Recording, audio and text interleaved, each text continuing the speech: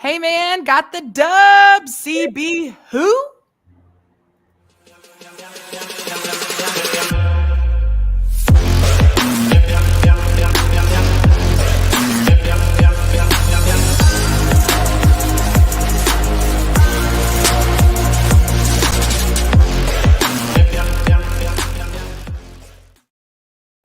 Bruh. It's so nice to start off the podcast talking and being excited about a W. Hallelujah. This game deserved its own episode. 100%. Well, welcome guys for a late night edition of Pardon Me Alex. It's 9:30 at night on a clear East Texas night. We're here to talk about the CBU game, and I realized that in the title I just put Jack's CBU, that I didn't put the @ sign in the title of the podcast, and that's my bad. I was just so excited to talk about it. I was typing really quickly.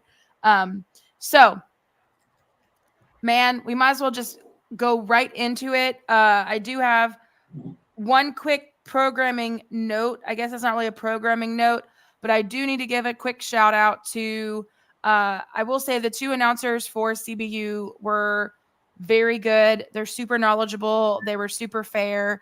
And Braden Bell, shout out to you. You're a fantastic announcer for CBU and also a great follow on Twitter. So just wanted to give that quick shout out, give a quick give flowers to them, because sometimes, when we're watching games on ESPN, man, oh man, sometimes these announcers are just hard to listen to. It's like nails on a chalkboard, or it's just snooze fest to Central. The two guys from CBU are pretty darn good, I will say. Yeah, I was actually going to say the same, because sometimes it is rough, and they were really good. Just very non-biased on talking about both teams, and it was obvious that they really did their homework and super knowledgeable. Background info on us and our players, and our flowers where they were due. So it was enjoyable. Agreed. Sometimes it's like I said, it is hard to rewatch these games knowing exactly the type of announcing that we're gonna get. Sometimes I have to mute it because I don't know what else to do. But again, they are super knowledgeable, and two thumbs way up for Braden and his partner. He just kept calling him a coach. I don't remember his first name, but I missed the name too, but he was the coach at some point somewhere. Yeah, so I loved it. It was great. Anywho, but that was my one little programming note. I'm sure you may have Robisms, but we can always wait for those if need be. Well, I don't for this one, because this is the one that I completely missed live. Because sorry guys, I know I keep saying it. These 9 games are so hard for me, and so since the one before, I fell asleep before it was over. I was like, you know what? I'm gonna just lay down at 8, set my alarm for 8:40. I'm just gonna take a little power nap, and I'm the worst at power naps, because then if it's that late in the night, because then I'm just like, nah. And my alarm went off, and instead of snoozing it, I just completely turned it off, and then woke up at midnight on my couch and was like, whoops. But we got to win, so I got no Robisms on this game. But I totally forgot. I couldn't remember if it was this game or the GCU game that it happened with, because man, I was at the brewery watching the game. We had closed, and I was literally just sitting there with Jack and I, and Tori was with us for a little bit, but then she left to go check on Stanley. But anyway, so we're sitting there at the brewery, and man, I'm talking, we're chit-chatting with our little basketball groups that we have on text message, and Jacqueline's just nowhere to be found, not responding, nowhere to be found. And eventually I just realized, I was like, I bet you this SOB fell asleep. You did. I was on my couch, and of course, of all the games of this road trip that you fall asleep to the win. Maybe that was the secret sauce. Maybe you should have slept through the GCU game too. Well, I fell asleep before it was over, but I don't think that would have helped us either way. Yeah, it wouldn't have, but I just want to, put it out there as potential. I was thinking that, and then I was like, should I just? But I was like, I don't think that's gonna help outweigh the scales on this one. So props not, but it was a nice sentiment, I think. I did consider it, but then I fell asleep halfway through the second half anyway. And then when I woke up, I'm not gonna finish the rest of this one. Oh, God bless. All right, man. I have great Robisms for that one, so y'all just stay tuned. Oh, I can't wait for that one. Got some good ones. Okay. Got it. All right, let's go. So, get started on this game. This podcast episode is over Thursday night's game, February 29th, leap year day, at CBU Event Center in Riverside, California. Mm-hmm. So background info on our right, and was this Jelani's birthday, or was the day before was Jelani's? It was the day before, yeah. But it was just a very like good combination of events because it was his birthday, kind of celebration, weekend days. His birthday was the day before. He was going back to his previous school, playing against his previous teammates. So it was just a good kind of like mixture of situational. Yeah, so perfect birthday win for Jelani. Yeah, absolutely. We already told you happy birthday, but this is a for real happy birthday again. Yeah, we love that boy. So background history going into this game, we had 2 wins and 1 loss in our matchup history against CBU. The last matchup was at the end of January at home. We lost by 2 points. And like I said, we only had 2 wins before this game with them. So the largest was 80-58. That was February of last year. The smallest was 81-77. And we are going to hold on the WAC standings, resume seedings update for tomorrow night's episode. And we'll deep dive into that. So, yeah. One quick thing, man, I just lost it in my head. I had it and then I lost it. Crap. Yeah, it's gone. It'll come back maybe. I was just about to make a comment. Oh, no. Okay, I was going to say that I really, truly think CBU this year was like the first year that we were evenly matched as opponents. The past couple years, it was kind of obviously uneven, and they had their issues and troubles in the past. And but I think this is the first year that, well, obviously, I mean, that we're both very equally matched as a team. I mean, this game was an absolute dogfight to the bitter end. Shouldn't have been, but it was. Yeah. But it was still a very fun game to watch, I will say. Yeah, it was. So going into this game, our starters, we had Trell, Jalil, Frank, Matt, and Nana. We did win 62-60 in overtime. Thank you, Jesus. Yeah. Their attendance was 2,111. Sean Kennedy's stat section. Get her done. Our field goal percentage, not the best at 37.7. Yeeks.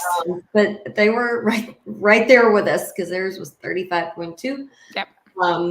Our 3-point percentage was 36.4. I mean, it's really something when your 3-point percentage is almost higher than your field goal. But anywho, beggars users, and those are the more high value buckets. So there you are.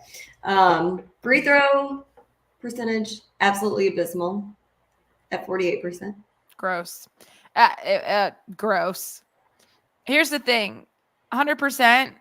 I'm not going to be an a-hole, but 100% if we would have hit our free throws, we would have won that game in regulation. I'm just going to say it. Oh, yeah. But we just had to make it dramatic, didn't we? And it's fine. I didn't want to go to bed at, an early time. At a decent hour before midnight. Yeah, no. Yeah, that's probably the lowest our free throws have been all season, but we've been struggling. Yeah, no bueno. Points in the paint was decent, 32. Our points off turnovers, we had 15. Second chance points, 10. Fast break points, we had 12. Bench points, we only had 10, which I feel like is low for us this season. But again, we don't have as many guys to pull off the bench with recent injuries. So there you have that. Total rebounds, we did have 36. They did out rebound us by 10. We had 4 14 offensive boards and 22 defensive boards. We had 21 fouls, 8 turnovers. Like that a lot. Single digit turnovers is always a turn on. That one just came to me right in the moment. I don't know how I've never said that before, but well, you did now, so there you have it. it's out there. Yeah, their turnovers, they had 17. We had 11 steals and 2 blocks, which might I point out, they only have 1 steal. Our game leaders, we had Trell was the high point with 22 points, 5 steals, 4 rebounds, 3 assists. He had everything but a block. We had Jalil with 16 points and 6 rebounds. So I do have to say, for my player of the game, I kind of had to split it a little bit because really, first half, Jalil was player of the game. He was ice cold. He was keeping us on the board. Second half, Trell was our Lord and Savior, keeping us in this ball game, taking all kinds of punishment and pain that I'll get into. Yeah. I'm glad you said that. I wholeheartedly agree with your assessment. I think I wasn't going to necessarily split it up into halves, but like I think honestly those two guys, they were, and that's what I wrote on my notes for keys to the win, like Trell 100% player of the game, and so was Jalil.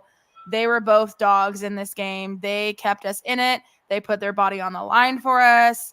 They were the two players who truly, truly, truly stepped up and really came through for the win. I mean, I can't say enough about those two for this game, but obviously there were other spectacular performances by a bunch of other guys on the team that got us the dub.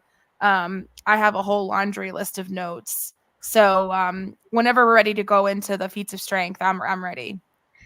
Yeah, so my first just general feat of strength. We started off great offensively and defensively. Both like our ass was on fire. I'm like, why can't we start every game like this? We got Jalil with the first score, then we got a first turnover very next possession. I mean, we were just firing on all cylinders. We were scoring. Our defense was all of it.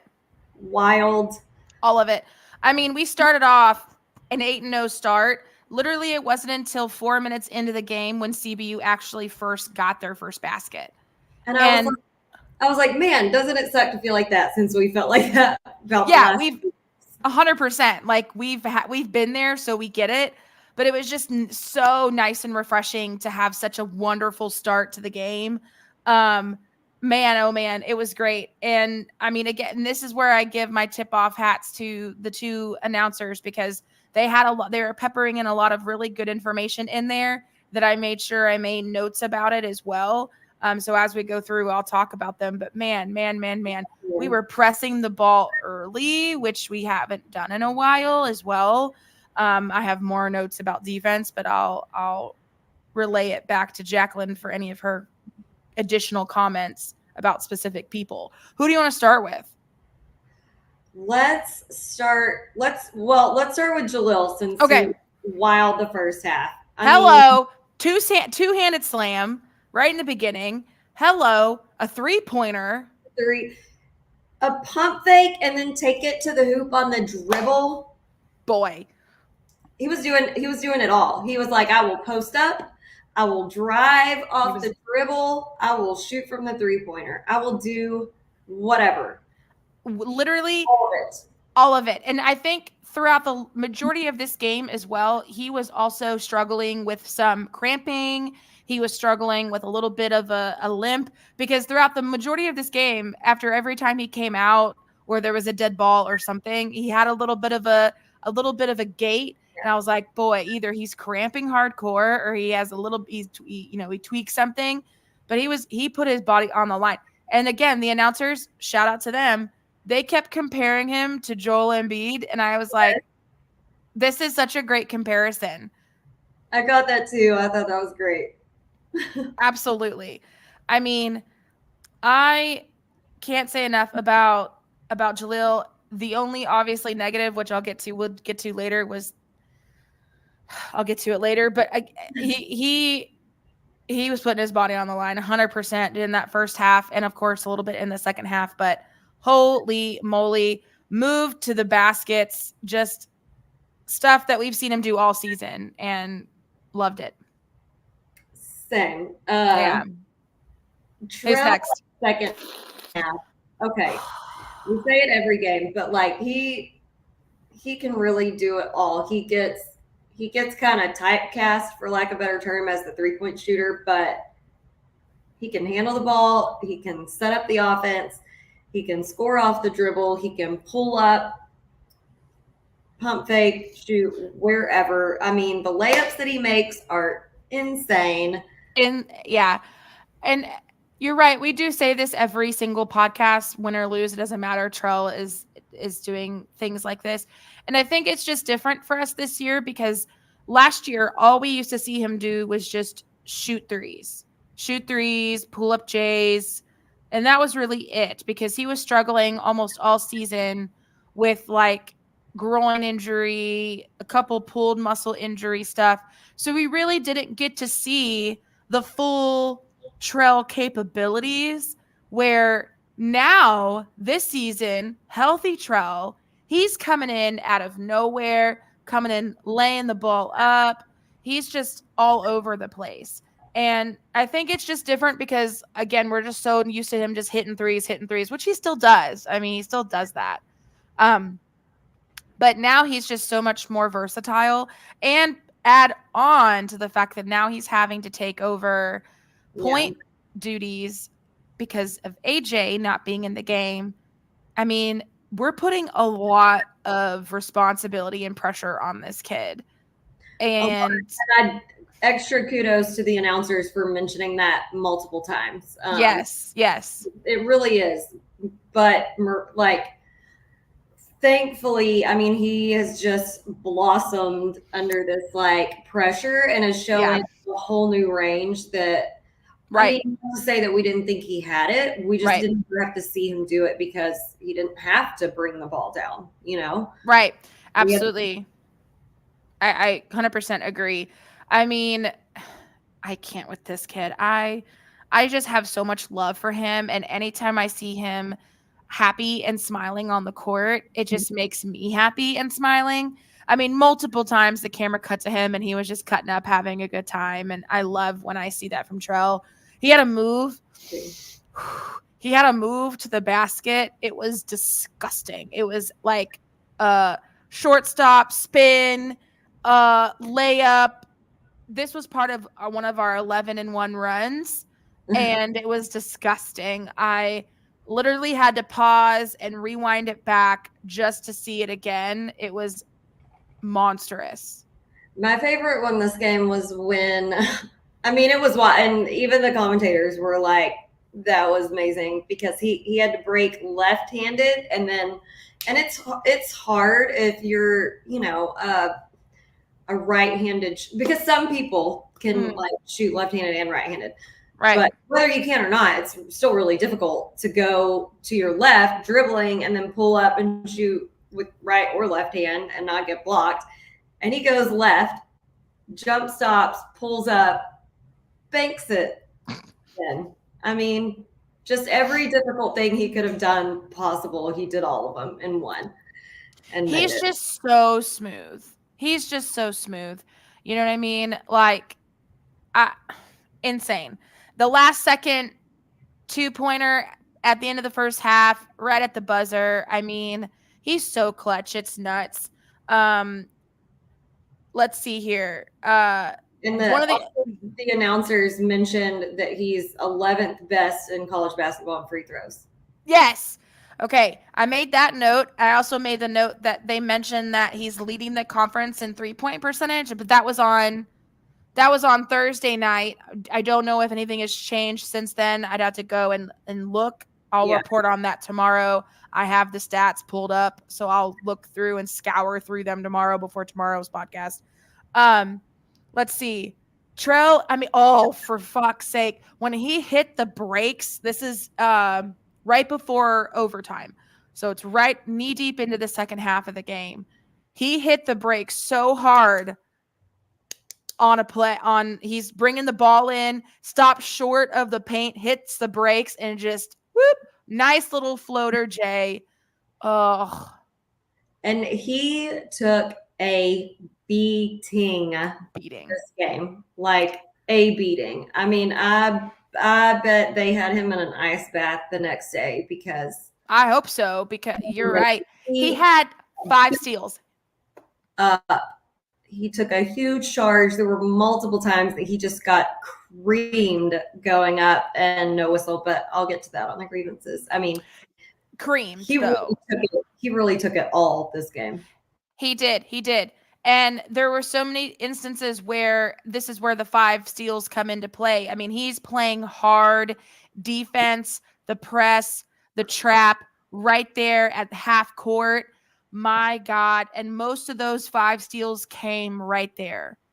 And he caused a lot of turnovers at that moment right there at the trap at the half court line, which obviously ended up for some points on our end. We had Jacqueline mentioned it. We had 15 points off the turnover. That's definitely up from the previous game.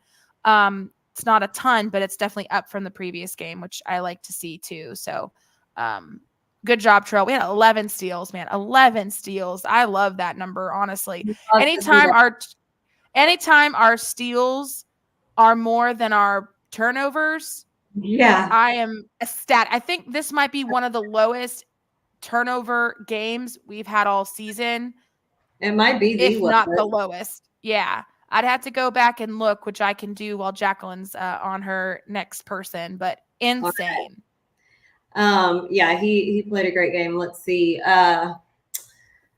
Gosh, okay, let's chat about Matt for a second. Man, he was playing great. Like the combination of Trell and Matt on the trap this game is what really drove their defense and getting those steals.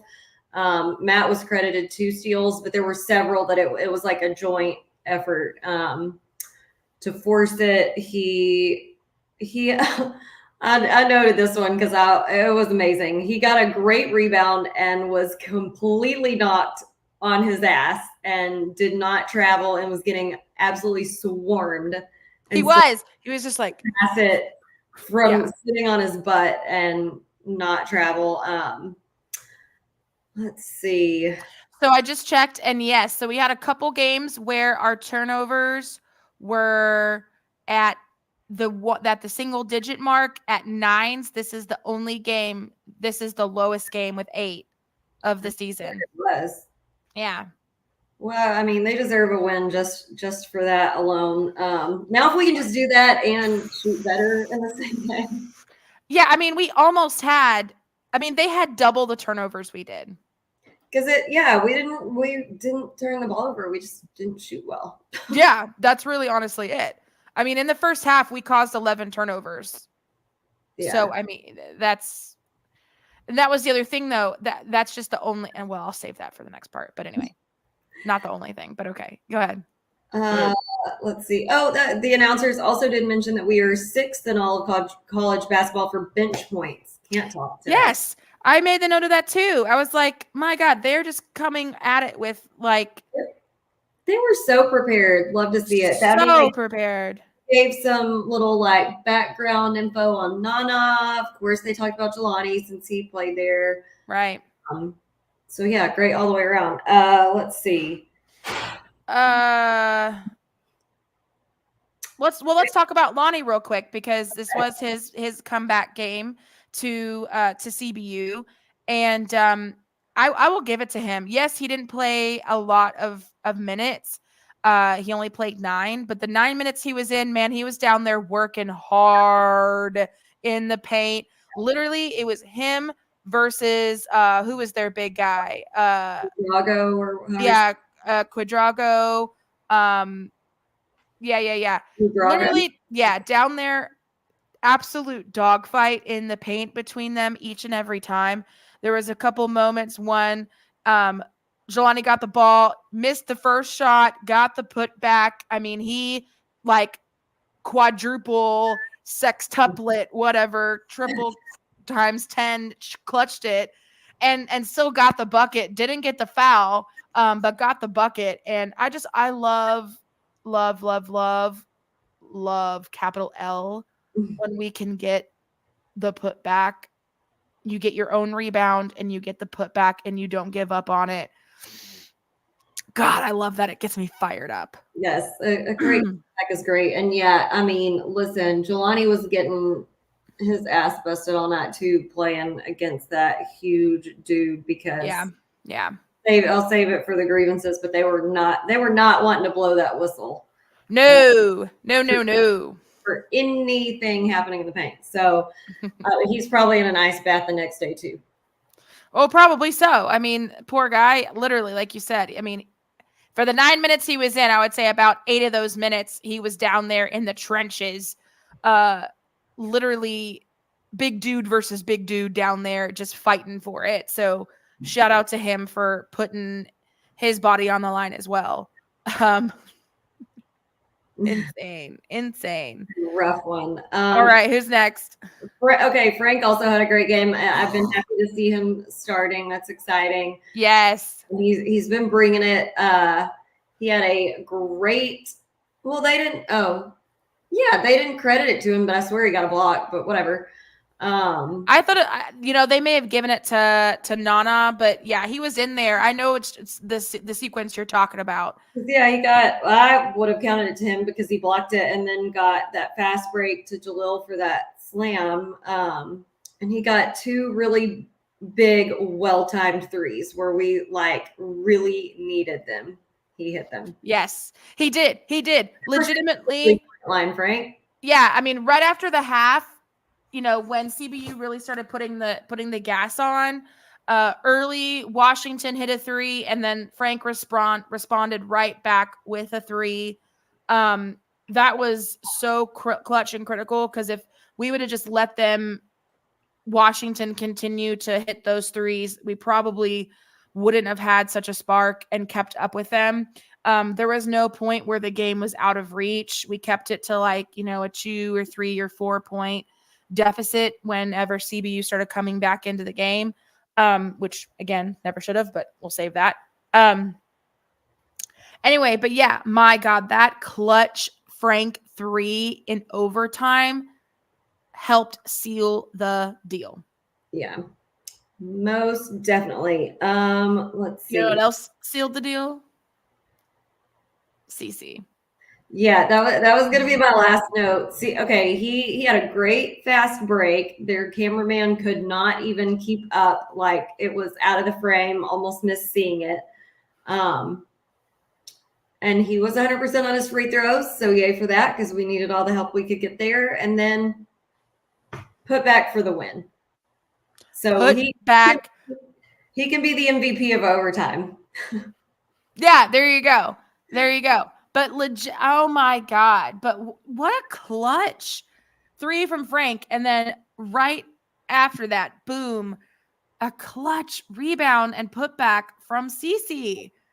But he's been doing that all year, so it didn't surprise me.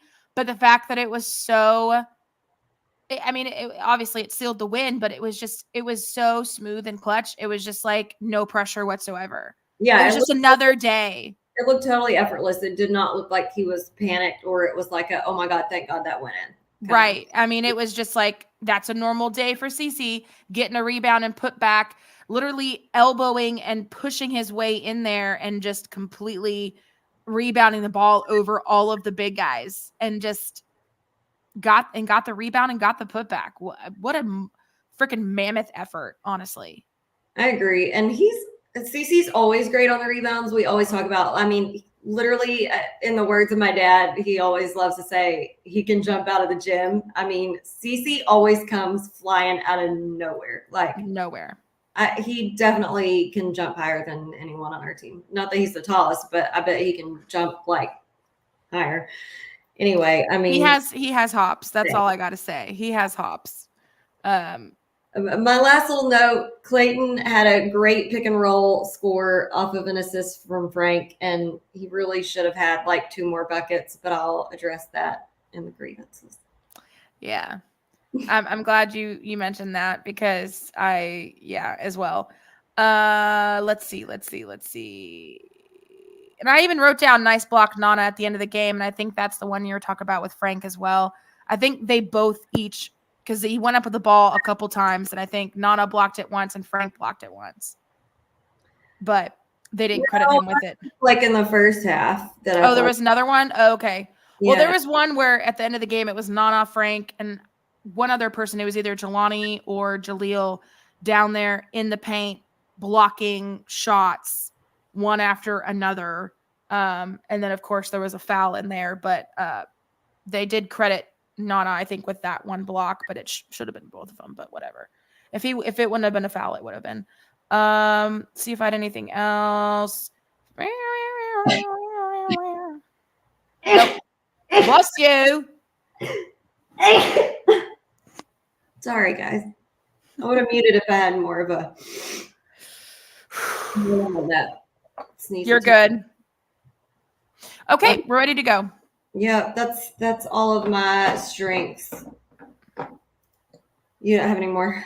No. That was all for me. Sorry, I'm trying to recover here. All right, y'all know what's coming next. You're good, babe. With the airing of grievances. I got a lot of problems with you people. Now you're gonna hear about it. All right. Oh man. Okay, my first grievance. Udrago traveled so many times in the first 3 minutes of the game and no whistle. I know. And then these refs are gonna jip Clayton off two of his buckets. He's traveling. I'm like, where was that whistle when 24 was literally like walking all over the court? Yeah, and it was twice in a row too that Clayton got called for it. So it just, man, it was just so much more of a gut punch too. But you're right. There weren't a lot of whistles there on our boy Drago. I bet you they called no travels on them. Like, I really don't remember them calling a travel on CBU. And I bet you half of our 8 turnovers were travels. Because I know they called a travel on Clayton. I can't remember if they called it on both of those times. On both of those times. They said when at the very beginning of the game, right after the 8-0 start, they said Clayton traveled twice. Okay. I know they called one on Jalil, or maybe 2 on Jalil. I guarantee you half of our turnovers were travels. And I agree. I'm like, where's that on the other end? Because I counted at least like 5 off of just Udrago, and multiple other people traveled many, many times, and they never called it. But yeah, I digress. I digress as well. No, you're right. Obviously, one of my biggest, I have a couple biggest grievance is just the free throws. Like I said it earlier in the game, we most definitely, I'm not going to say 100% because nothing's ever 100%. Most definitely 99.999% would have won this game in regulation if we would have just hit our free throws.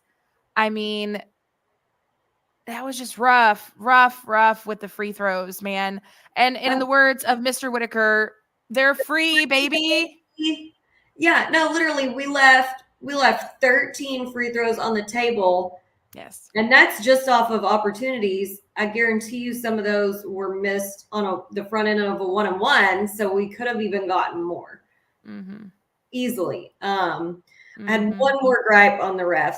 I'm sorry. I feel like they were just letting it get a little too rough down low and like not calling anything.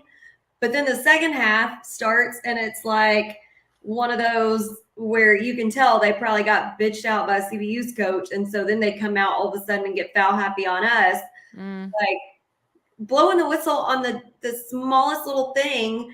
And then we've got like Nana and Jalil and Trell just taking a freaking beating in the lane. And like nothing. I feel like every time I looked up to the game after a whistle, Nana, Trell, or Jaleel were on the ground. They were on the court.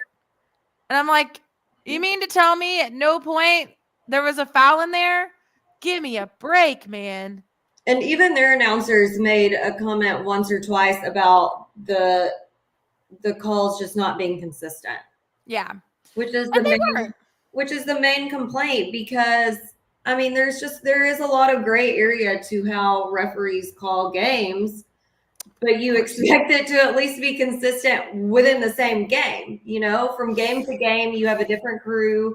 They might call it a little bit differently depending on who you're playing, whatever, XYZ. There's a ton of factors, but at least in the same game, you would expect some level of continuity of what they consider a foul. Yeah. And you can just hack away on somebody trying to shoot and no whistle, and then they're going to call the smallest little bump. It's just very frustrating. No, I agree. I think the one thing that has been consistent all season is that the refs have been inconsistent. Yeah. And that's one thing we can always rely on, is that every single game, the reffing will be completely wild. And you're right. It will start off very evenly called game in the first half. First half, very evenly called game. Second half, it's like they go into the ref locker room and they're just like, okay, guys, we've been taking it. Halftime pep talk. They do. They're like, okay, guys, we've been taking it too easy on the Lumberjacks, or whoever it is that we're playing, or who, it doesn't matter. Both sides. It's not consistent on either side. And it's just like, we got to call more on the outside, but pay zip attention to the paint. It's just wild. It's like a completely different reffing crew comes out in the second half than was out in the first half. And all we ask is consistency within the game. I don't ask for special favors and no calls. Like, if someone fouls, they foul. That's just facts. If they travel, they travel. Yeah. We're not asking for freebies here. We're just asking for consistency. And for when somebody gets fouled hard to the ground, that they get called on either side, Oh my God, my sinuses are about to kill me right now. Well, you were outside all day doing yard work, madam, so I'm sure something stirred up in there. Probably didn't help my situation. No, it didn't. I mean, case in point, end of the game, Trell goes for the ball. It goes out of bounds, and he gets fouled onto the floor, lands on his shoulder. I don't think it was intentional by any means from Washington. I don't. But there was a lot of contact there. I don't know. They played the replay on that one, and I think it was almost more, because he didn't even really get fouled there. I think it was more just everyone kind of bumped into each other, because I think there was actually more contact between Trell and whoever on our team was right there. I can't remember, but oh yeah, okay. The one I will say a really nice thing in regards to Scotty Washington here, because first of all, that dude is stone cold. He's stone cold. He's hella good. So good. I would love to have him on our team. God, yeah. One of the few players I can watch on another team who's great and not be like, I hate him. I agree, because he's good. And he's just good, and he doesn't really showboat a lot. He doesn't showboat. He doesn't gripe with the refs. He doesn't. No, he just goes out and just stone cold shoots the ball and fucking makes it every time. Chat to our dude. And he seems like a really nice guy, because there was one time the camera zoomed in on him and Trell, and you could see they were both talking, and you could see Trell was smiling and laughing. So it was obviously all cool between them. And that play at the end where Trell fell, after he fell, normally a dude in Scotty's position in that play right there, the whistle gets blown, would be what? Immediately griping, thinking that they were going to get the foul called on them. But you could see, as soon as they blew the whistle, he just reached his hand out and had his hand on Trell, to make sure he was okay. He wasn't even trying to see. He wasn't. All was. He wasn't. No, he wasn't. Not at all. Yeah. That was a big check mark in my book. He seems like a nice guy. I agree. I mean, I just have a soft spot for Trell, so anytime he lands on the court hard and there's another guy involved, I'm like, all right, where's the call? But I get it. It wasn't, like I said, it wasn't intentional. I don't even think it was a hard foul or it even was a foul at all. I was just like, come on. Because I would have been real pissed if it got hurt. That's the main thing. Yeah. No, definitely. You know what I mean? And he fell hard on the arm. It didn't look the other issue is, I'm sorry, I really think Matt Heyman got fouled at the very end of the regulation. His jersey was ripped in almost half. Yeah, I agree. Where's the call there? When you got a player have to do a jersey change, something happened. Somebody fouled him somewhere because I could fit my whole head into the hole that was in his jersey. Like, that's just facts. That's hard, cold evidence. Something happened here. That's what I'm saying. I've been watching enough murder docs lately. We got evidence here.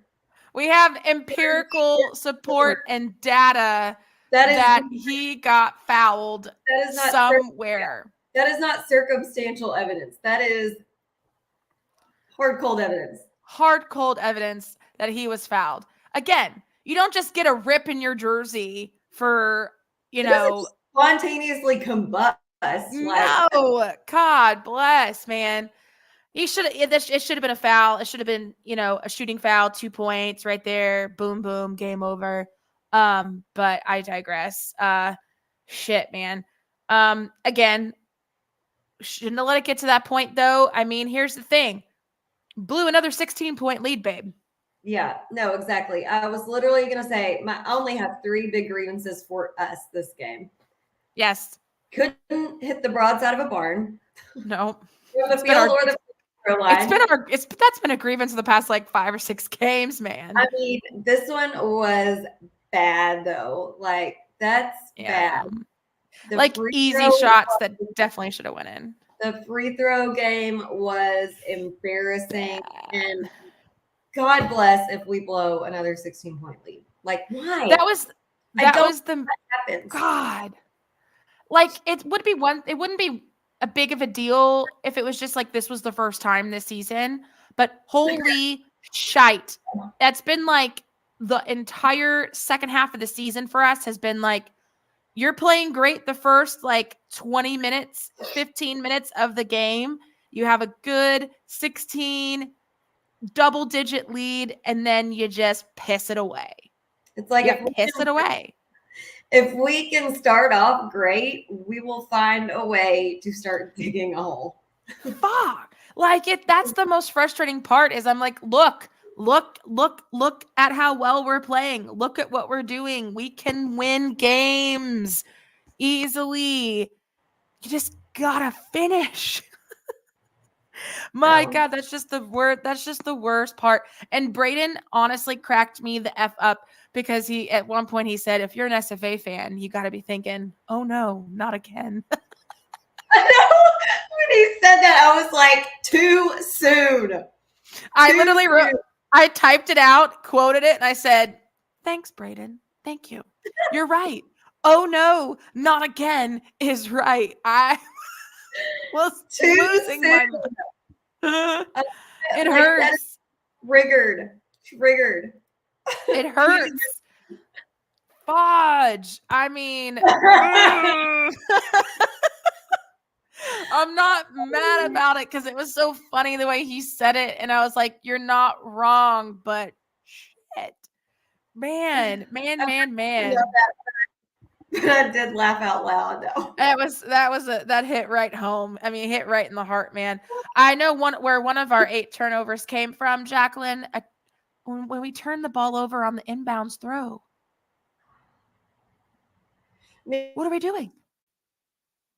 That was a miscommunication between Matt and Nana, because usually Matt is on the inbounds. I'm not going to say who he is, but it's not Matt. But I think maybe he thought Nana was calling for the ball and he was not in a position to get that pass. Yeah. And But then the worst part is Matt's the only one who made it all the way down to the other end to try to contest the fast break. I'm like, where's that he boy was quick literally though. farthest away, and he's the one who made it all the way down there. I know that boy quick though. He got legs. And he was like, oh well, shit. Yes, Better run I could see that going through his brain. I could see him being like, "Oh fuck," just like taken off. Anyway, obviously having Nana fell out of the game in overtime, not great. But at least he wasn't the only one that fouled out. On the other side, their Drogo. Yeah, Udrago. Udrago also fouled out as well. So it wasn't like it was a little bit of a tit for tat there. Two of the big guys fouled out. So didn't like it, but at least they also lost somebody as well. So yeah, there you go. There you go. And I was really nervous whenever Jalil went down on the court, but I was like, he's just cramping. He's just cramping, man. Yeah, as soon as he went down, I was like, oh, I bet he's cramping, because we know that he battles with that like chronically, basically, and he does.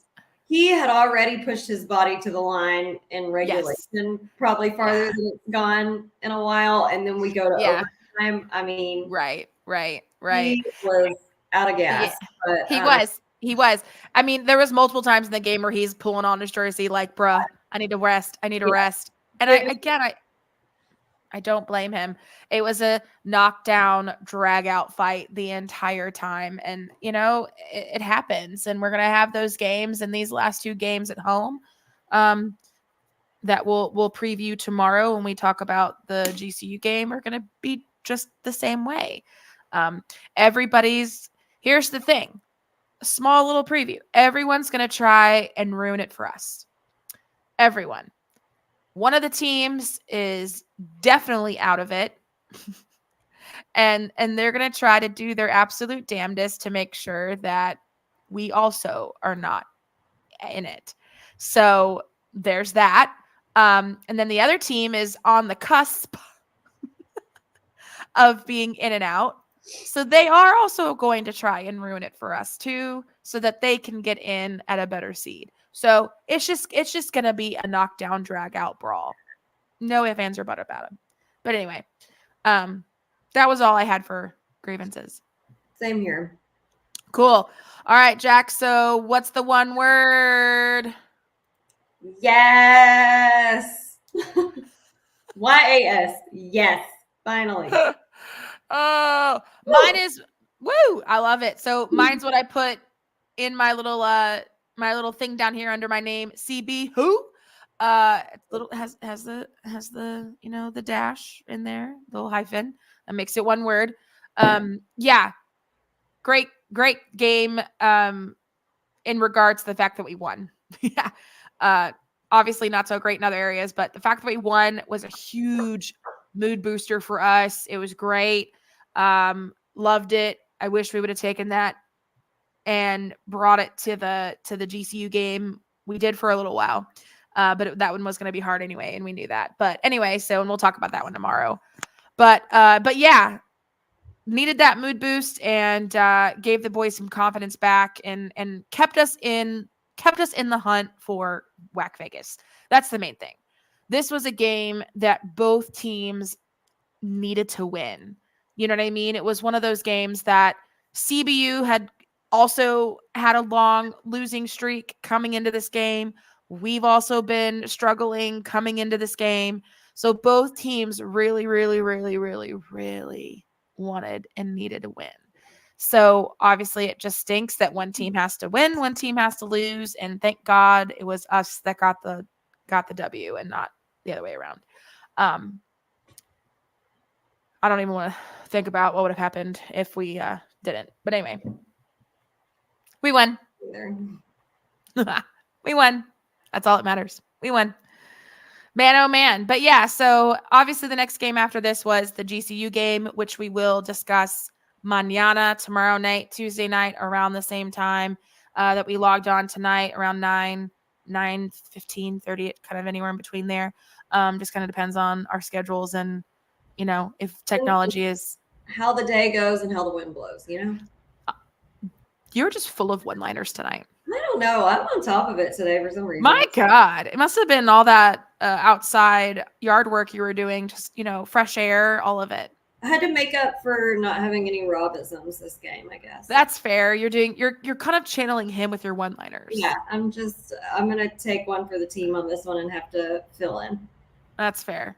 I'm sure he'll give up the crown, the mantle for one game. Man, yeah. I have some golden ones for y'all tomorrow. Oh God, I can't wait. I literally can't. I mean, I don't want to talk about the game, but I can't wait for the Robisms. They're great. Can't wait. So it's officially 9 days till we leave for WAC Vegas. Are you excited? Are you ready?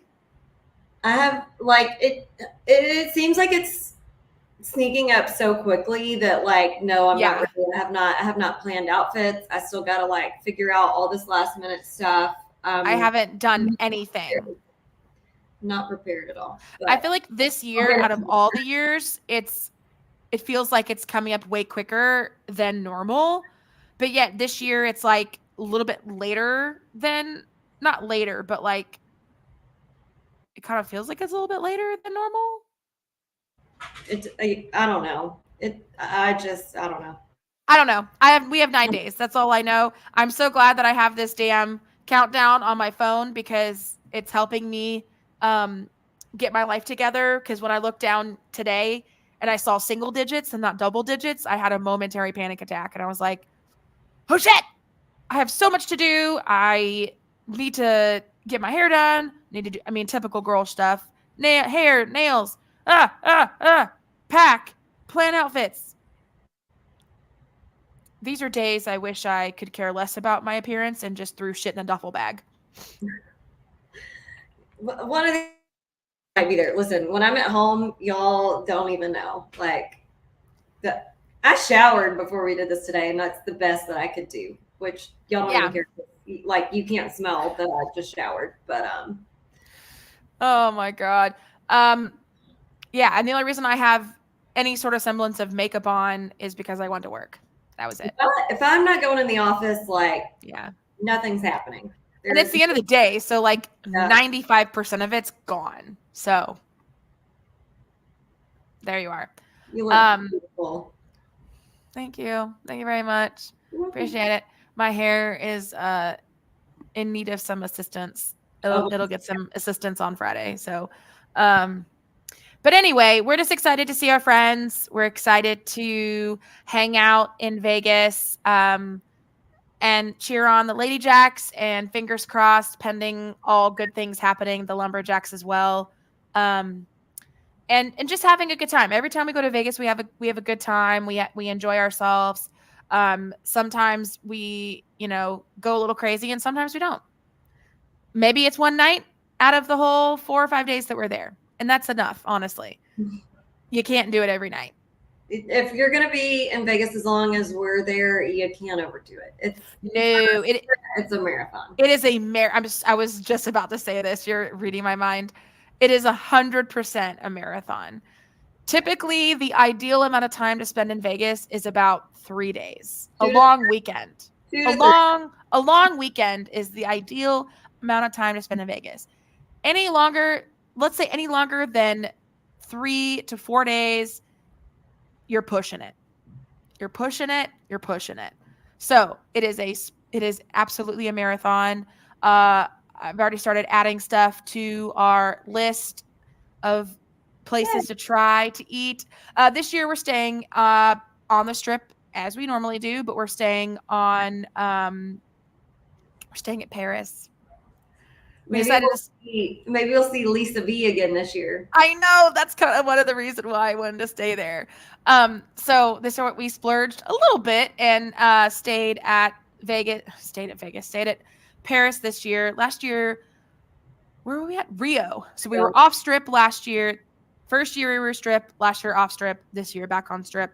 Right in the thick of it. Right in the mix of it. I I don't know. I feel like that's easier because then you could just walk everywhere. You don't have to Uber as much because you're right there. You can walk. Now, obviously, if you want to go to the games or if you want to go someplace out, further down the strip, it's just easier to Uber. But, there's so many cool hotels and casinos and restaurants and things to do within like a couple blocks of where we're staying that it's just easier to walk. It's just easier that way. But anyway, we're excited. I love Vegas. It's just, I don't know. There's just something ingrained in my DNA that it's like my playground. I love it. I don't even gamble that much. I bring a set amount of money and once it's gone, it's gone. And I just like going, I just like the sights and the majesty of it all. Like, it's just cool. It's just cool. That's about, Vibe. It's just a vibe. Yeah. Even if we go to like a club one time, that's all I need is like one night of a club.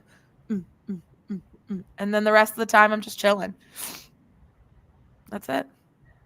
I'm ready for the food. Oh my God. That's the best part. That's the best part. That's my favorite part.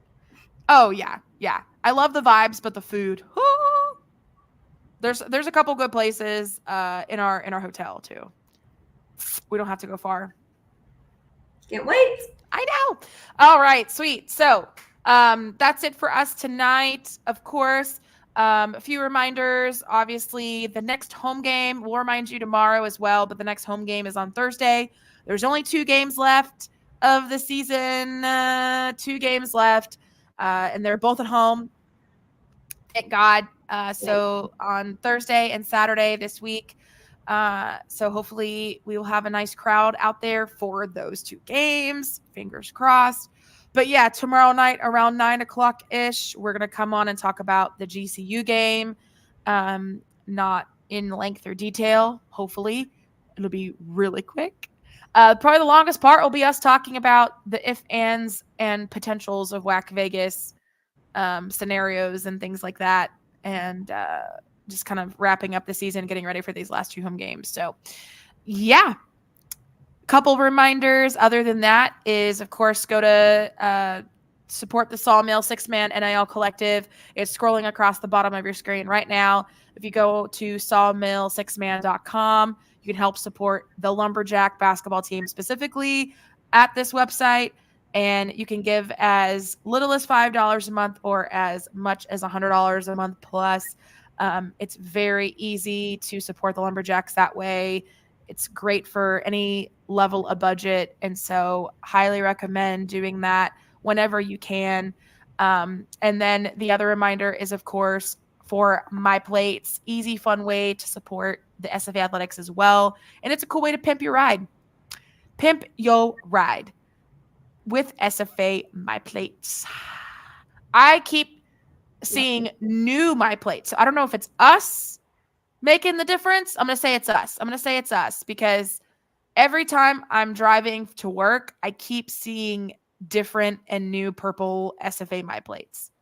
And remember I texted you about the personalized one I saw the other day? Yeah. Yes. It was like, pardon me. And I'm like, who is this? Are they copying us? They're copying us. Yeah. No, I remember that. Yes. Very cool. I'm hoping more people are getting into the My Plates bandwagon here because it's just really cool. So if you want to go check out My Plates, there are 1 year, 3 year, 5 year subscriptions. You can either get a background only. Obviously, that's the cheapest way. If you want to go 1 year background only, I think that's only going to cost you like maybe $50 a year, $100 a year, like super cheap. But if you want to go full out, full tilt background plus personalization for 5 years or a year, whatever, that's obviously going to be a little bit more money. But the cool thing is that you can 100% pay it off in installments. You could do like a layaway option. You don't have to pay it all at one time. Because let's be honest, not everybody has $500 to $100 just kind of laying around in their budget. I know I don't. The only reason I do right now is because I worked my ass off the past like month and a half at the brewery to get extra money. Yeah, to get extra money to come to Vegas. So that's really the only reason why I have that much money in my account.